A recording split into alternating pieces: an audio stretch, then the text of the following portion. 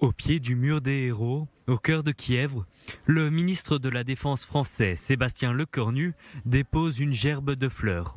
Mercredi matin, il a honoré les soldats ukrainiens tombés au combat depuis le début de l'invasion russe du pays, démontrant à nouveau le soutien français à Kiev.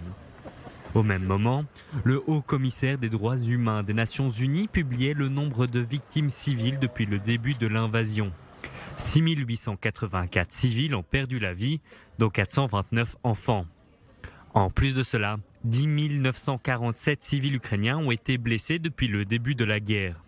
L'organe de l'ONU a aussi insisté sur le fait que les véritables chiffres de victimes dans le pays sont probablement bien plus élevés que ça, mais les conditions sur le terrain rendent les chiffres exacts difficiles à établir. À Moscou, le Kremlin est revenu sur ses pas concernant l'ouverture d'une négociation de paix avec l'Ukraine annoncée ce week-end par Vladimir Poutine. Le porte-parole du Kremlin a imposé des conditions à l'ouverture d'un dialogue, notamment sur les 4 territoires ukrainiens annexés mais pas entièrement contrôlés par la Russie. Il n'y a pas encore de plan de paix pour l'Ukraine. Commençons par là. Encore une fois, il ne peut y avoir de plan de paix pour l'Ukraine qui ne tient pas en compte des réalités d'aujourd'hui concernant le territoire russe avec l'entrée de 4 régions ukrainiennes en Russie.